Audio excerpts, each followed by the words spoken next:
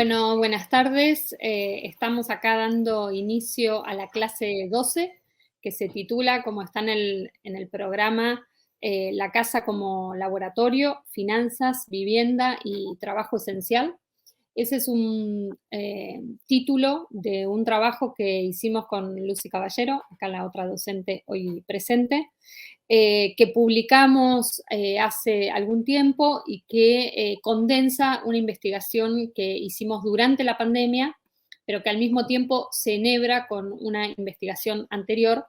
que es el otro libro que está puesto como bibliografía obligatoria, que se llama Una lectura feminista de la deuda, Vivas, libres y desendeudadas nos queremos, del año 2019. A la vez agregamos un tercer texto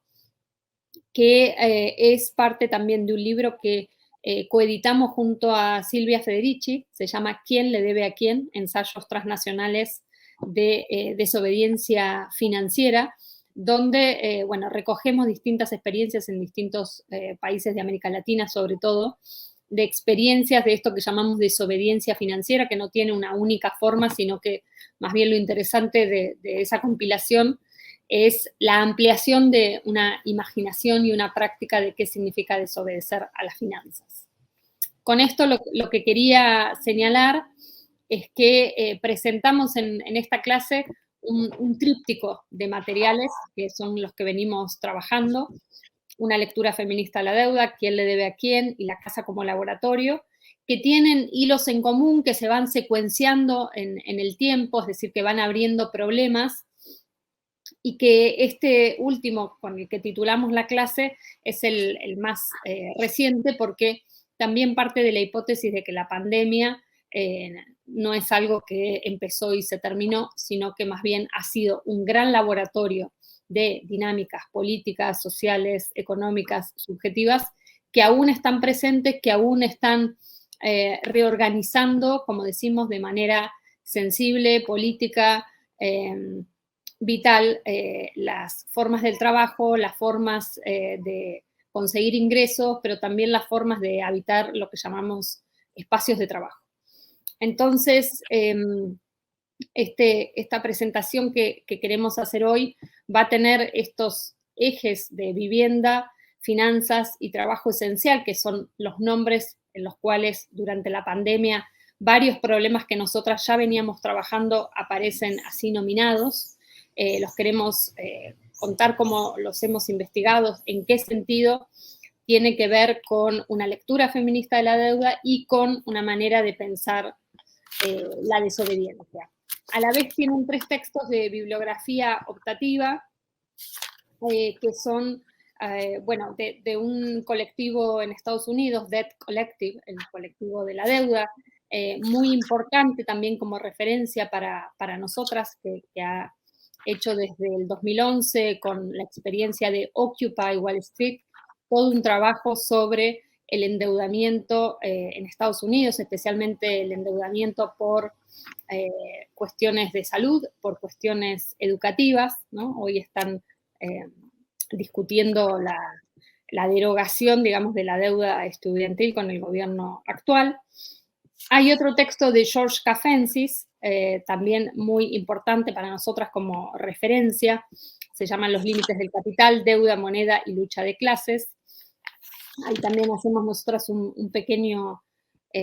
texto de introducción, pero bueno, todo el pensamiento filosófico-económico de Cafensis es fundamental para entender la deuda en su importancia histórica, pero también en su dispositivo político. Y por último, un texto de una colega de Puerto Rico, Rocío Zambrana. Es un breve texto, se llama Rendir cuentas, subversiones caribeñas de la deuda, que también nos introduce a la situación particular a la situación colonial de la deuda en Puerto Rico y a pensar justamente y conceptualizar la deuda como un dispositivo colonial.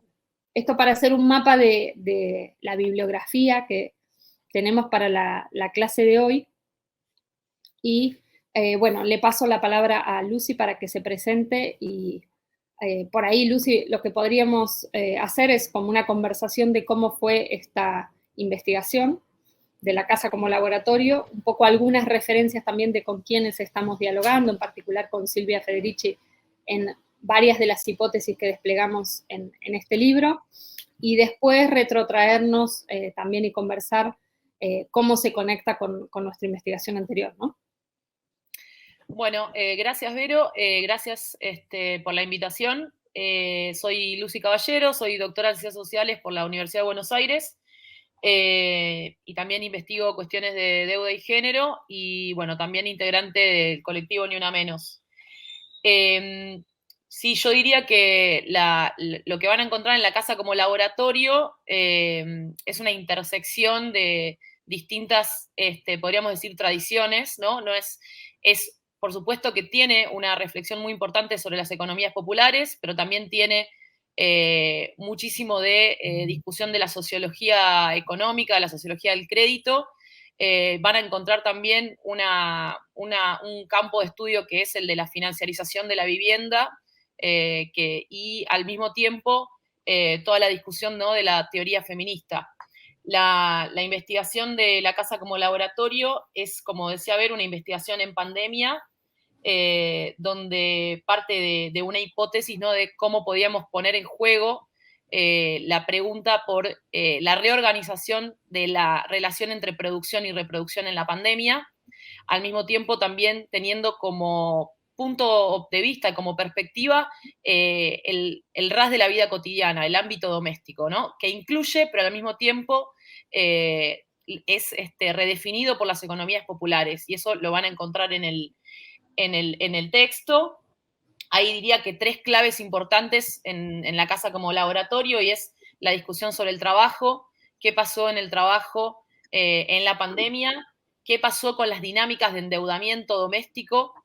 pero también de endeudamiento externo. No olvidemos que el momento de la pandemia en Argentina coincide con un momento de renegociación de la deuda externa, sobre todo la porción de la deuda relacionada con los acreedores privados.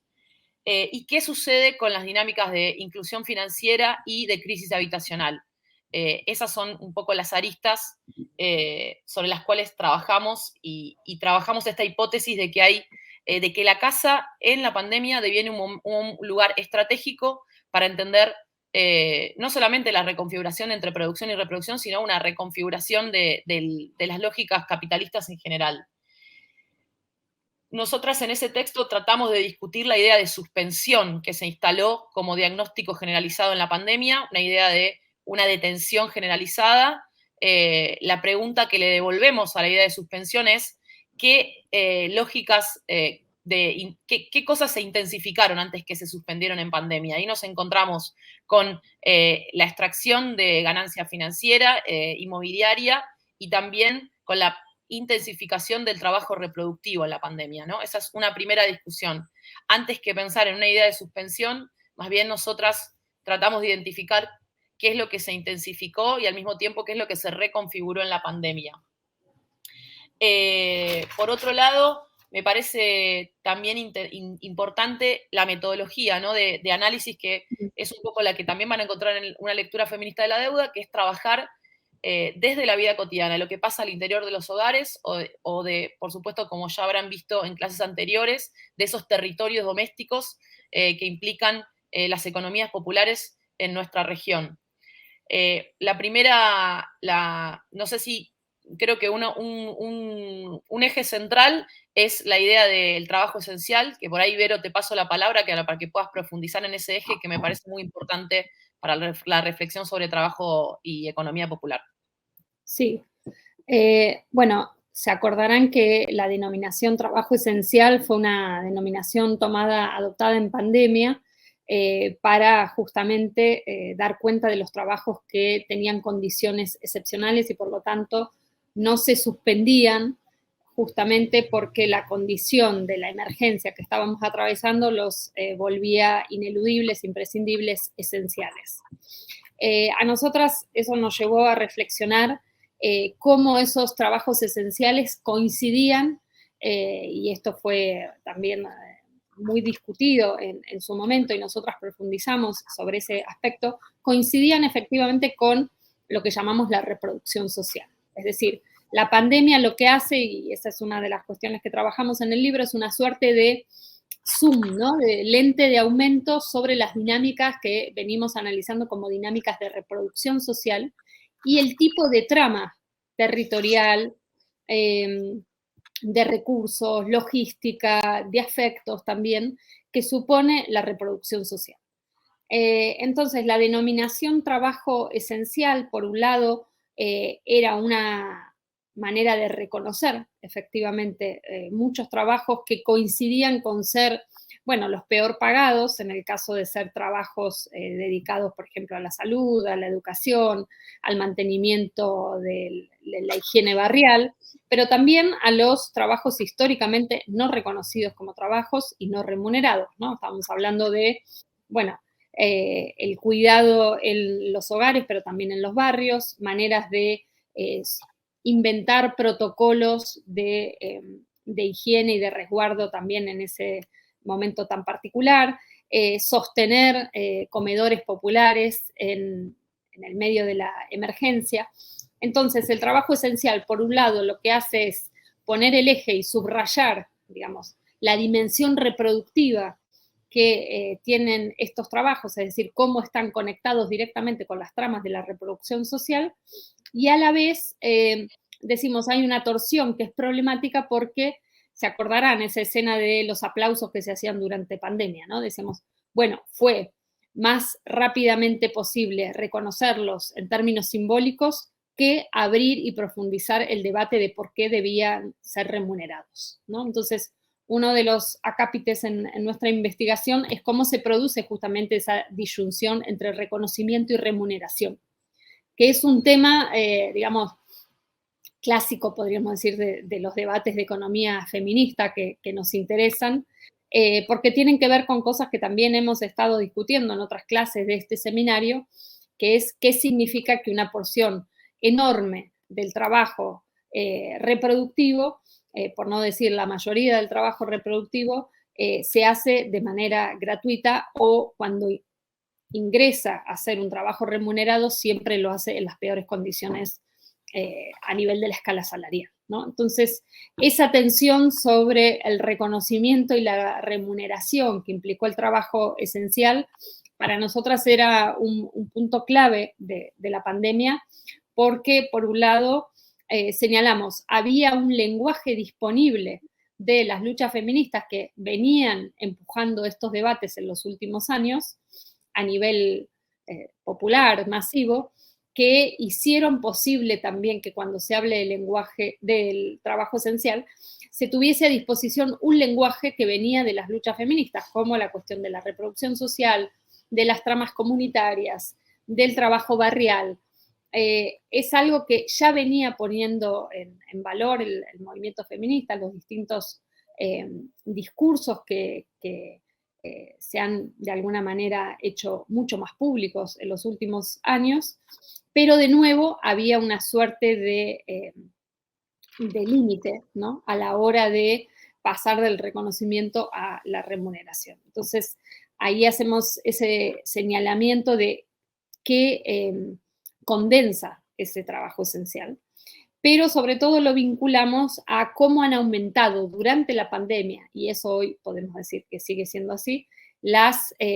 dinámicas de trabajo reproductivo. Es decir, que no podemos dejar de pensar la pandemia, sino a partir de un incremento del trabajo de cuidados, del trabajo reproductivo, como parte del momento de emergencia en el cual decayeron ingresos, pero también se requirieron justamente de estos trabajos esenciales como un modo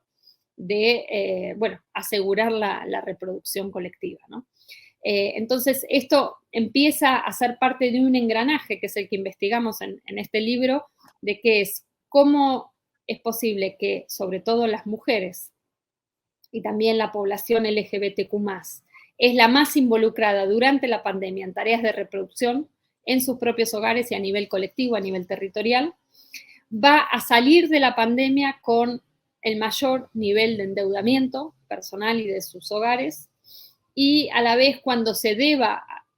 reincorporar al mercado de trabajo remunerado, como va a suceder después de la pandemia, lo va a hacer en las condiciones más precarias. O sea, esa secuencia para nosotras es la importante, ¿no? Es decir, una manera de dejar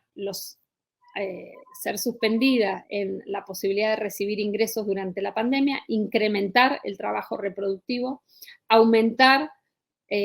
la deuda y una reincorporación al mercado de trabajo después del fin de la pandemia en condiciones peores, ¿no?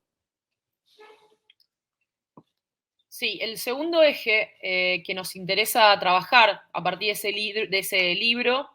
pero que nos remite a una investigación anterior, es la dinámica de incremento del endeudamiento doméstico durante la pandemia. Una dinámica que fue global. En muchos países del mundo aparecieron movimientos pidiendo, por ejemplo, la condonación de las deudas tomadas en pandemia. Digamos que fue una dinámica global que en Argentina y en la región adquirió ciertas particularidades. En la bibliografía van a encontrar una lectura feminista de la deuda, que fue y es una de las investigaciones pioneras en Argentina, tratando de rastrear de armar una serie de una caja de herramientas feministas para analizar la hegemonía financiera en nuestra sociedad, que por supuesto toma de Silvia Federici muchas discusiones, ¿no?, en términos de cómo pensar que se da la vinculación entre trabajo reproductivo, mercado laboral y dinámicas de acceso o no a servicios públicos en el caso de las mujeres, ¿no? Silvia Federici es una de las autoras que tomamos como inspiración para escribir una lectura feminista de la deuda,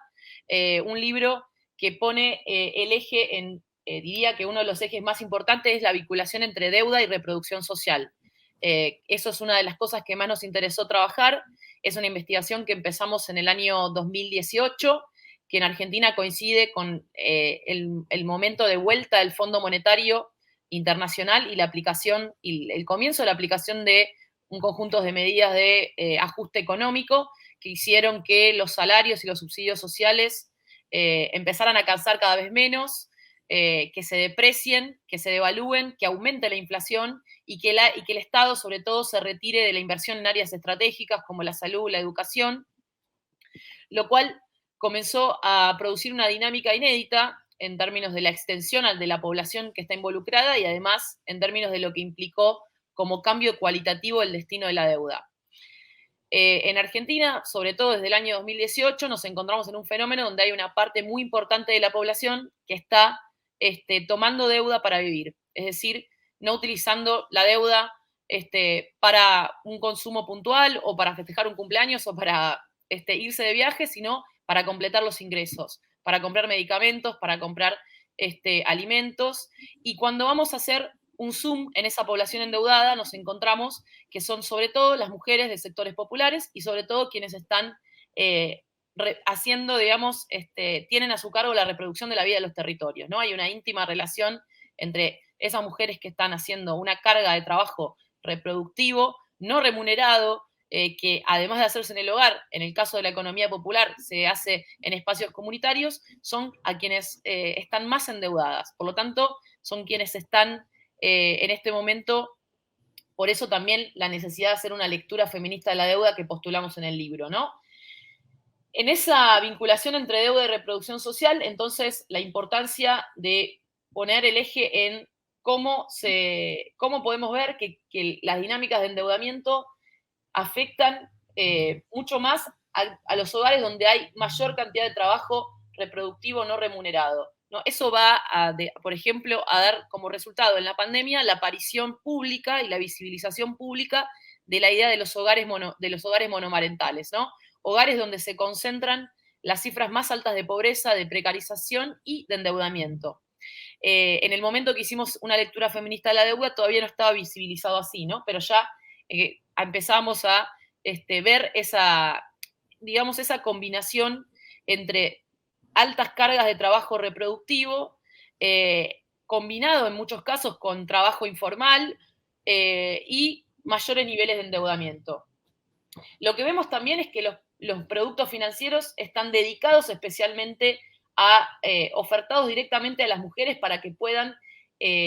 utilizar esos préstamos para, digamos, gastos asociados a la reproducción de la vida, ¿no? Por eso, en el caso de Argentina, se dio digamos, una relación muy importante entre endeudamiento y quienes cobran lo que aquí se llama la asignación universal por hijo o por hija, es decir, quienes tienen el subsidio para cuidar o para criar, y ese subsidio empezó a alcanzar cada vez menos y empezó a generar que muchas mujeres se endeuden, además de endeudarse con los organismos del Estado, con los bancos del Estado, se empezaron a endeudar de manera informal, ¿no? Entonces, nosotras hablamos en el libro de una relación entre deuda y los mandatos de género, es decir, productos financieros dedicados y direccionados para a que las mujeres, sobre todo, puedan endeudarse para sostener la economía doméstica, para sostener la reproducción de la vida en las casas, incluso cuando eso además significa cada vez más trabajo, ¿no? Otra dinámica que también particularmente venimos investigando, cómo desde el año, desde que está el Fondo Monetario presente en Argentina, digamos, se trabaja cada vez más con un trabajo peor remunerado y por lo tanto ahí aparece todo el tiempo y ya no circunstancialmente el suplemento de la deuda. ¿Qué sucede entonces? La importancia de pensar esta deuda aterrizada en los hogares, aterrizada en los territorios domésticos, la vinculación entre este proceso de endeudamiento externo que lleva a políticas de ajuste y la aparición del endeudamiento doméstico. Y también, por último, la relación entre endeudamiento y violencia por razones de género. Otra relación que también exploramos en la casa como laboratorio, pero ya abriendo el concepto también a lo que podríamos llamar la violencia propietaria, algo que después vamos a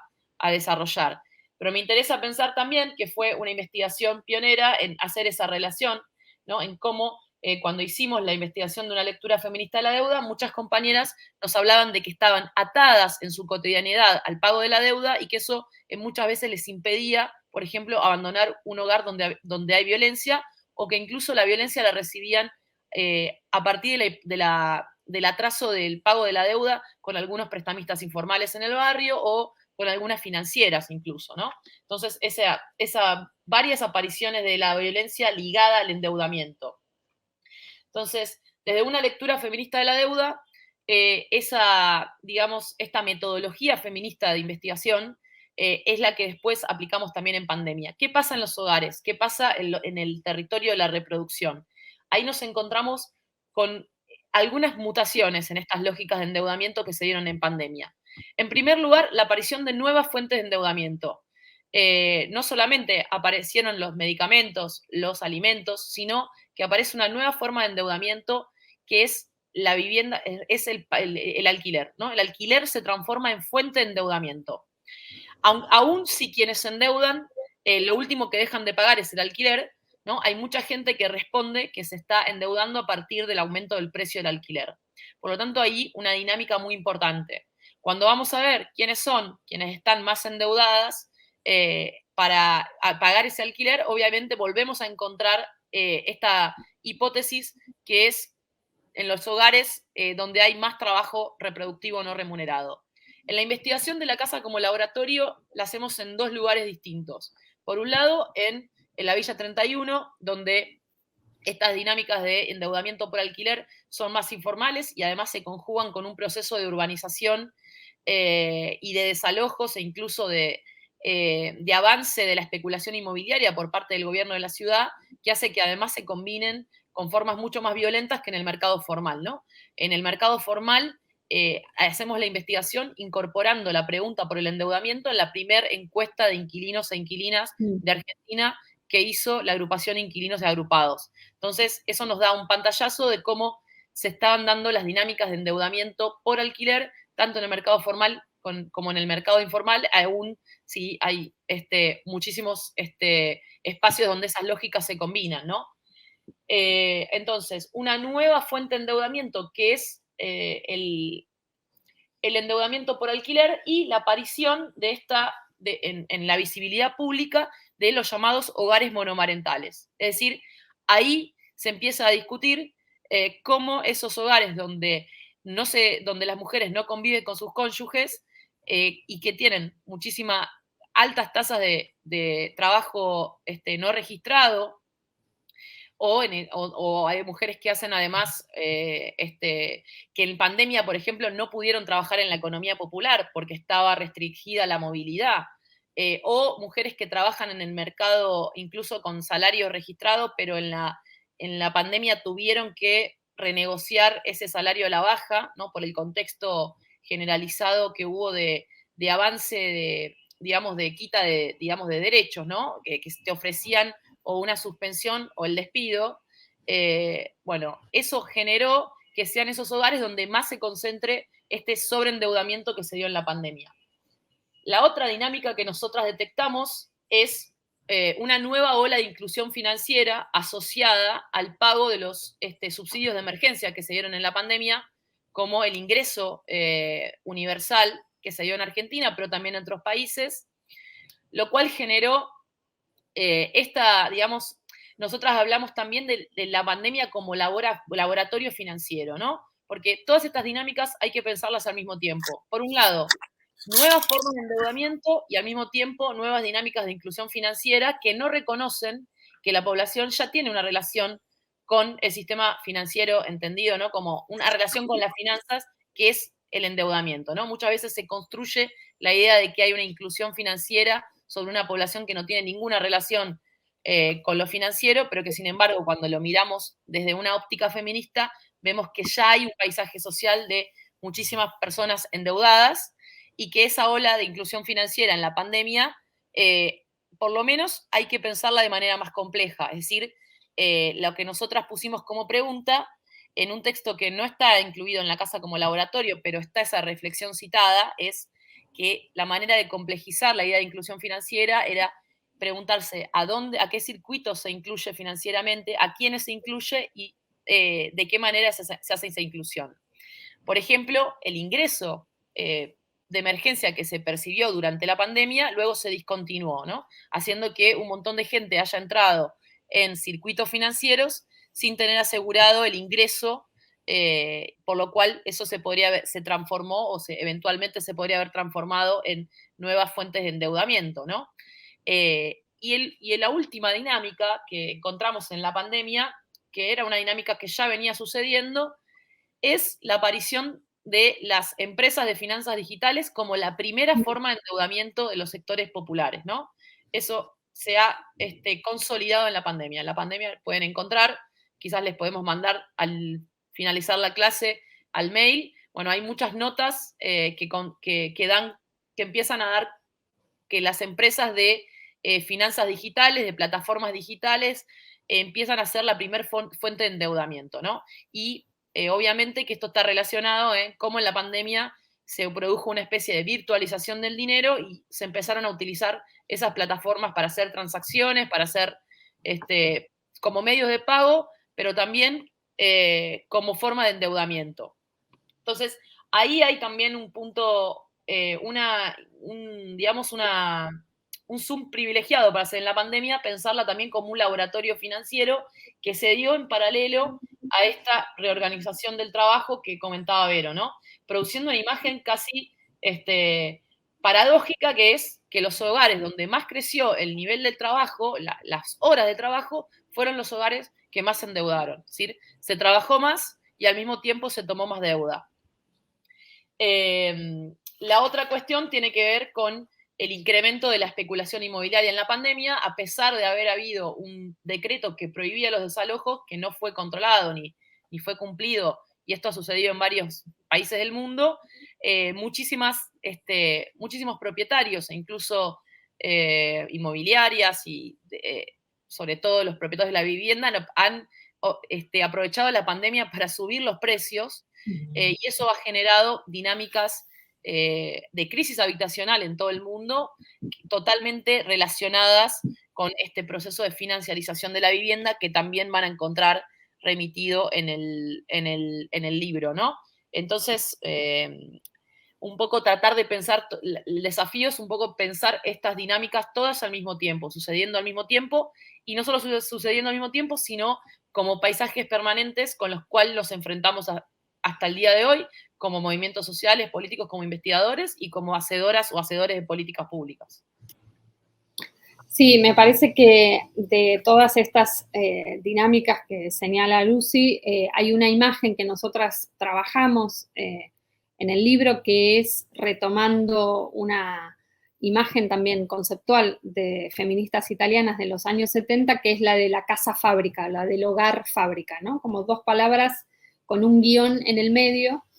que, bueno, las feministas italianas en los años 70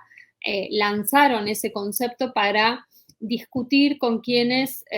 decían que quienes eran amas de casa o hacían labores domésticas no eran trabajadoras y que les correspondía proletarizarse, ¿no? Y ellas respondieron diciendo, las casas son nuestras fábricas, ¿no?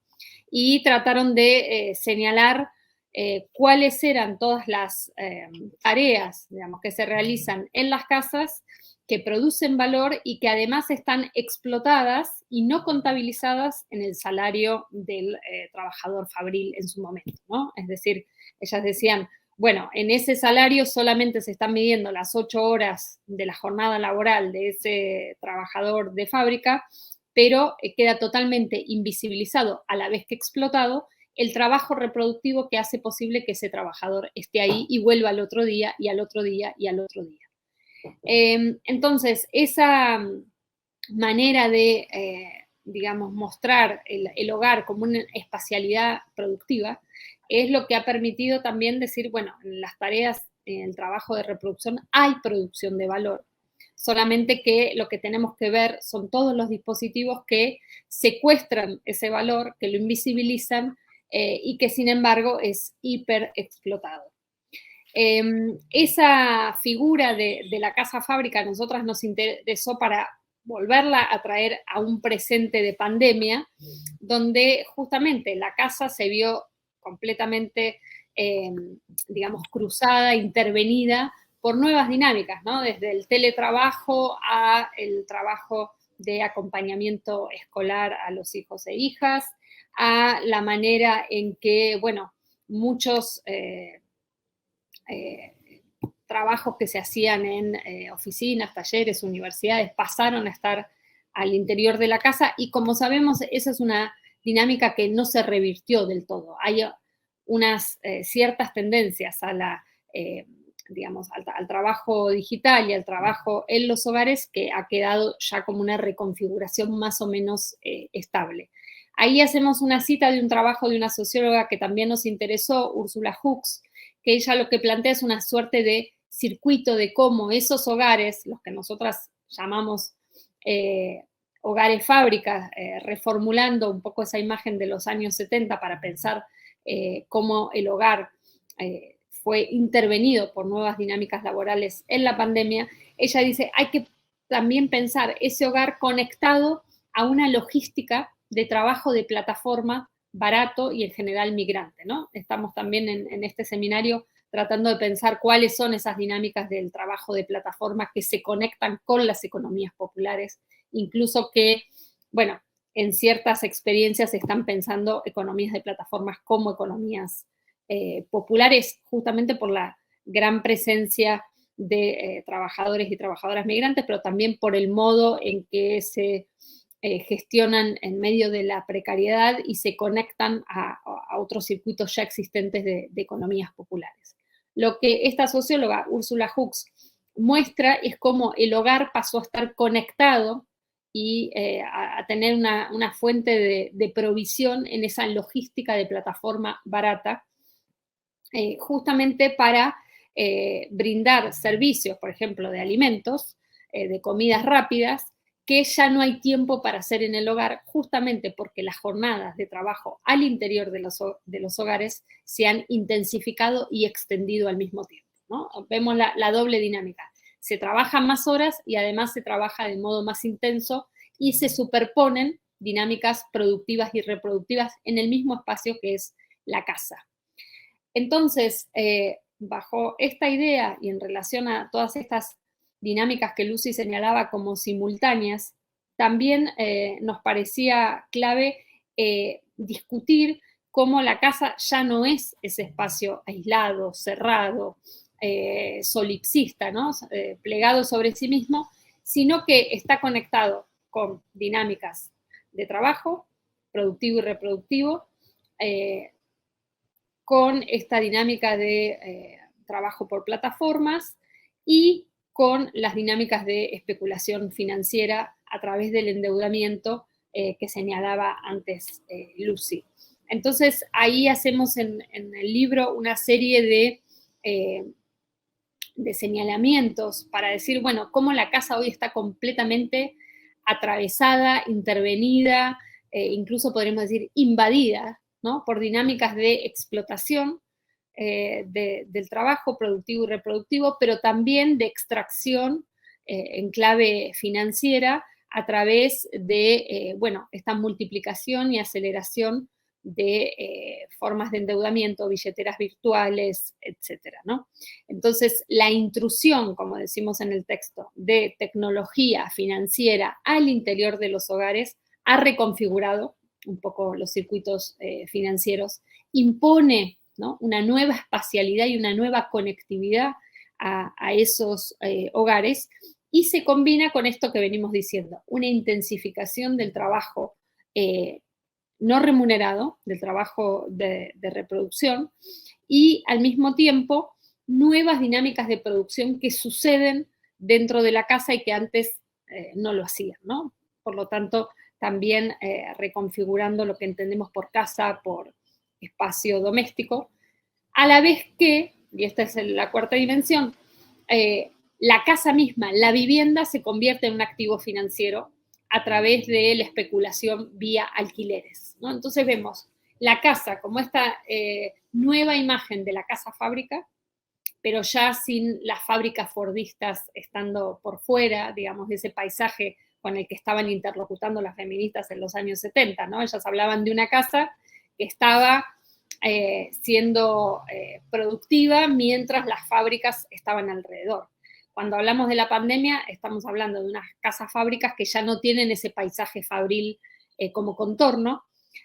sino que más bien nos interesa ver qué otras dinámicas de trabajo están circundando esas casas, cómo aparecen las economías populares, cómo aparecen las economías de plataforma y cómo, sobre todo, aparecen las dinámicas financieras de endeudamiento de esas casas decimos, explotadas en un sentido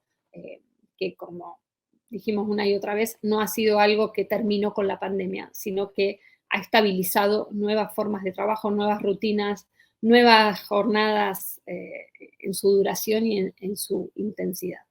Entonces, ese es el triángulo que articulamos en este libro, ¿no? En finanzas, entendida en todo este abanico de dispositivos, la vivienda como el lugar de una espacialidad de trabajo súper intensificada, pero a la vez también objeto de disputa por la especulación financiera y lugar también por el cual se toman deudas para pagar el alquiler, y el trabajo esencial con esto que venimos señalando de cómo se reconfigura el trabajo doméstico reproductivo, pero también qué pasa con esas, sobre todo mujeres, ¿no?, que han sido las más explotadas durante la pandemia, que se reincorporan al mercado de trabajo. De hecho, ahí compartimos en el libro algunos números de cómo lo que se llama la recuperación, digamos, del empleo formal está fuertemente protagonizada después de la pandemia por el ingreso de mujeres al mercado de trabajo en estas condiciones que decimos son las más precarias, ¿no? Podríamos decir que este es un poco el mapa general y, ¿no?, los núcleos de problematización que nos interesan de este libro. Por ahí señalar algunas conexiones con una lectura feminista de la deuda para que puedan hacer este ida y vuelta entre ambos trabajos, y la intersección también que hacemos con la pregunta por la desobediencia financiera, ¿no?, que es una pregunta que ya estaba en una lectura feminista de la deuda. Claramente nos interesó en ese libro entender por qué, en particular en Argentina, la cuestión de la deuda, tanto la deuda externa como su vínculo con la deuda doméstica, con la deuda de los hogares, había sido objeto de politización en Argentina, por qué había desde consignas para la movilización hasta debates, digamos, que tomaban a la cuestión de la deuda como un problema público colectivo, cómo se logró eso, y básicamente señalar también que gracias a ese proceso es que se habilita pensar en formas de desendeudamiento, de desobediencia o de reconocimiento de la ilegalidad e ilegitimidad de esas deudas, ¿no? En una lectura feminista de la deuda hacemos esas primeras conexiones de la fórmula que decimos endeudarse para vivir, de cómo se va conectando la capilarización del endeudamiento en la reproducción social, pero sobre todo lo que nos interesaba discutir era cómo se llega a esa situación en la cual la deuda se convierte en obligatoria, en compulsiva, en un mandato que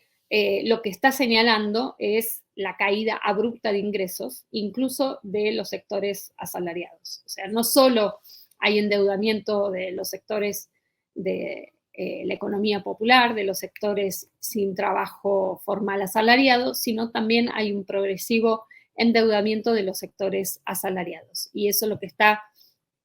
indicando básicamente es que el salario ya no garantiza la reproducción social y esa es una condición básica para que el endeudamiento de los hogares prospere, se generalice y sea, bueno, parte de la vida cotidiana, ¿no?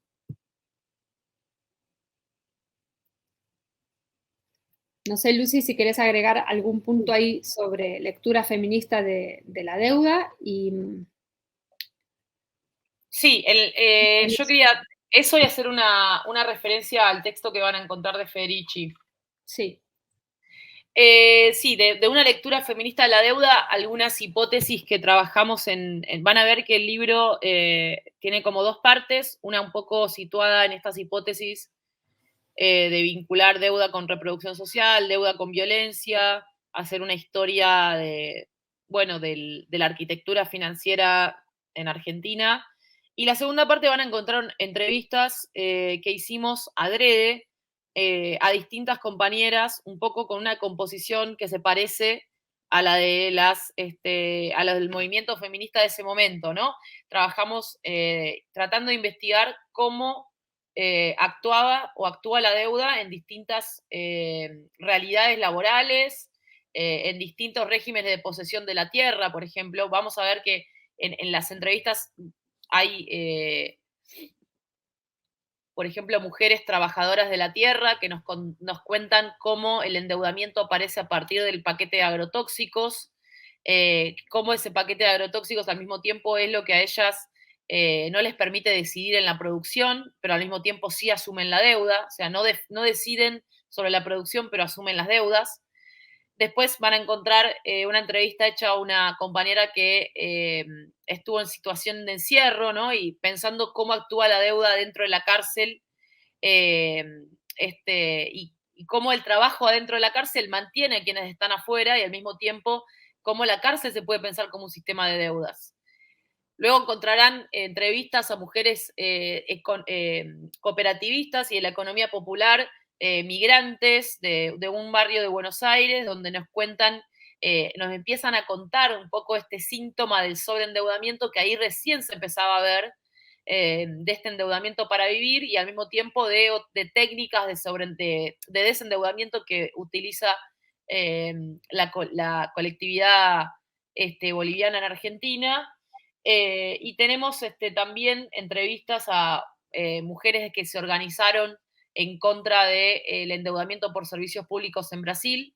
y un poco también tratando de trabajar con esta hipótesis de cómo hay que tener una alerta desde los movimientos de las cuestiones que se van transformando en fuente de endeudamiento, ¿no? En esta hipótesis que Federici nos presenta en el texto que van a leer, que es que estamos en un momento o que estamos por lo menos desde la década de los 70 en un momento de financiarización de la reproducción social. Entonces, y ahí, entonces con estas entrevistas traten de buscar esta hipótesis de que la deuda, más allá de que tenga, de que se presente como una especie de universal, abstracto, se ensambla con distintas realidades laborales y en esas realidades laborales nosotros vamos a preguntarnos para qué se endeudan, con quiénes se endeudan y por qué se endeudan, ¿no? Esas son las preguntas políticas que le hacemos a las formas de endeudamiento. Y un poco para remitirme entonces al texto fundante de Silvia Federici, Mujeres, Deuda, un movimiento por la reapropiación, creo que lo más importante de retener de ese texto es lo que nos propone Federici, ¿no? Que hay que pensar las mutaciones del capitalismo desde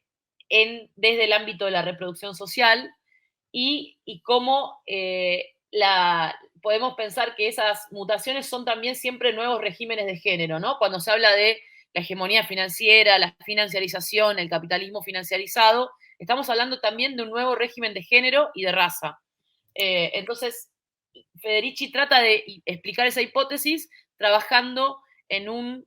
periodo histórico que es el momento en los 80 en Estados Unidos, cuando una gran cantidad de mujeres, fines de los 70 y principios de los 80, cuando una gran cantidad de mujeres se incorporan al mercado laboral en Estados Unidos, y Silvia Federici se pregunta en qué condiciones lo hacen, ¿no? Ella va a decir que el momento en el que una gran parte de las mujeres se incorpora al mercado laboral es el mismo momento en el cual se empieza a reducir la inversión estatal en servicios de cuidado, en servicios públicos, y que al mismo tiempo la incorporación de las mujeres al mercado laboral no implica la disminución, la socialización del trabajo reproductivo, sino que lo que empieza a suceder es como una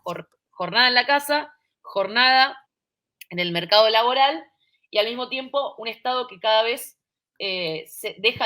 cada vez deja de invertir en áreas muy importantes de la reproducción social. ¿Cuál es el resultado de ese proceso, ¿no? De, como va a decir Federici, de muchas mujeres incorporadas al mercado laboral, pero al mismo tiempo con más trabajo no remunerado y un Estado que se retira de los servicios sociales? Ella va a decir una financiarización de la reproducción. La reproducción social se transforma en un objeto de acumulación para el capitalismo, ¿no? Y entonces la pregunta que hace Federici, y esto también es lo que más nos interesa, que lo van a ver tanto en la casa como laboratorio, como en una lectura feminista, es, bueno, a qué procesos políticos responde este, esta gran oferta de productos financieros. Federici va a decir,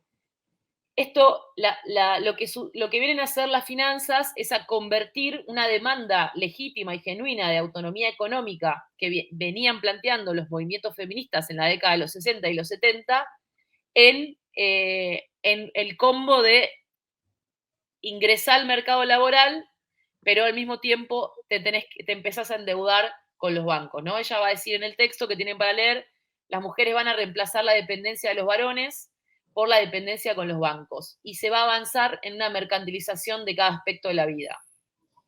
Pero es importante esto que nos propone Federici, que es pensar que estos momentos de mayor oferta de productos financieros y de sobreendeudamiento generalmente responden o o como dice Melinda Cooper, a cuando el capital se pone nervioso o cuando hay movimientos sociales que, por ejemplo, en este caso estaban demandando mayores niveles de autonomía, como lo hace el feminismo en ese momento, y que a eso se le responde en una clave neoliberal con mayor acceso a productos financieros. Luego tienen el texto de Cafensis, ¿no? Que también nos va a dar muchísimas pistas metodológicas para seguir profundizando esta relación entre deuda, reproducción social, trabajo, y que Cafensis nos va a decir claramente, ¿no? El momento en el cual el capitalismo empieza a ofrecer y a democratizar el crédito, es el momento en el que el trabajo se empieza a precarizar, ¿no? El momento de democratización del crédito coincide con un momento de intensificación de la precarización del trabajo. Y esos son entonces fenómenos que siempre hay que mirar juntas y juntos. Otra discusión que también pone Federici es cómo la financiarización es también una estrategia política del capital que implica un cambio en la modalidad de explotación, ¿no? Desde una supervisión indirecta del varón asalariado a un control directo de los bancos, ¿no? Ella va a decir de esta manera, y que las mujeres pasan a tener una cuádruple forma de explotación como trabajadoras domésticas, como trabajadoras asalariadas, como consumidoras y como deudoras. Creo que es un texto que da un montón de pistas para pensar perspectiva feminista de la deuda, aunque todavía ahí, digamos, claramente no está describiendo una realidad que no es la de las economías populares de nuestra región, pero que sí nos sirve para seguir profundizando la discusión entre, bueno, en qué momento aparece esta democratización del crédito y qué pasa paralelamente en el trabajo. Quisiera hacer 3 subrayados finales para concluir esta clase. Por un lado, como sabemos, la dimensión de la economía feminista es la que pone de relieve la dimensión de la reproducción social. Y las economías populares son también las que intervienen en el plano de la reproducción social. Por lo tanto, es fundamental hacer una lectura en clave de economía feminista de las economías populares. Y eso es un poco lo que hacemos en estos trabajos y nos parece que es un punto metodológico también súper importante para este seminario. En segundo lugar,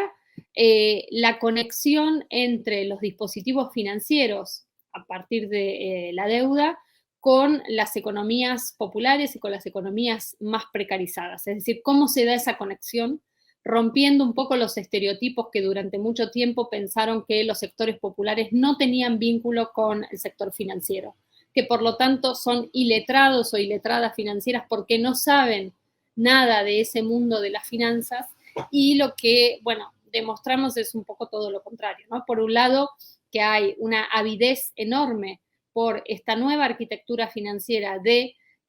inmiscuirse, ¿no? Y de involucrarse en los territorios de las economías populares, en los territorios de la reproducción social, y para eso además lo hace de modos bien específicos con el endeudamiento, pero también con todos estos nuevos dispositivos que señalábamos de billetera virtual, electrónica, y en el caso que nos toca de Argentina en particular, bueno, hay otro punto crítico a analizar que es el vínculo entre estos niveles de endeudamiento y las formas de subsidios sociales dados por el Estado. Ahí hay un tema también importante a señalizar de cómo esta dimensión financiera también absorbe recursos públicos. Ese es algo que nos toca también cuando discutimos las economías populares, es decir, cómo se legitiman los subsidios sociales, qué nombres tienen y cuál es la conexión con el sistema financiero. Y por último, el tercer elemento es volver una y otra vez, como lo estamos haciendo en este seminario, a pensar las formas de trabajo en las economías populares fuertemente feminizadas, ¿no? De qué tipo de trabajos estamos hablando y por qué estos trabajos que parecen ser de un sector de la población, lo que vemos es que expresan características de lo que se llama la precariedad en un sentido, en una condición más general que atraviesa a todas las formas de trabajo y que la lectura desde las economías populares, desde las economías entendidas en clave de la reproducción social, es decir, a través de una lente feminista, nos permiten y son de alguna manera las herramientas más aptas, más interesantes, más dinámicas para entender todas estas categorías que venimos discutiendo, ¿no? Generación de trabajadores y trabajadoras asalariadas y pobres y empobrecidas, formas de cuentapropismo que se vinculan con formas asalariadas, formas de especulación financiera en sectores informales, y en el medio, esto que trajimos hoy también con especial importancia, que es la crisis de la vivienda, ¿no? Y que es un tema clave también en las economías populares, pero que también es un punto de conexión con otros sectores que no son solo las de los trabajadores y las trabajadoras de la economía popular. Así que, bueno, dejamos acá esta clase. Esperamos que haya sido útil también como una forma de acompañar la lectura de los textos. Vamos a quedar pendientes del trabajo en el foro y de lo que se vaya comentando por esa vía y también de seguir acercando, si hay interés, bibliografía que sigue estas líneas de trabajo y de investigación. Así que, bueno, muchísimas gracias y nos vemos la próxima.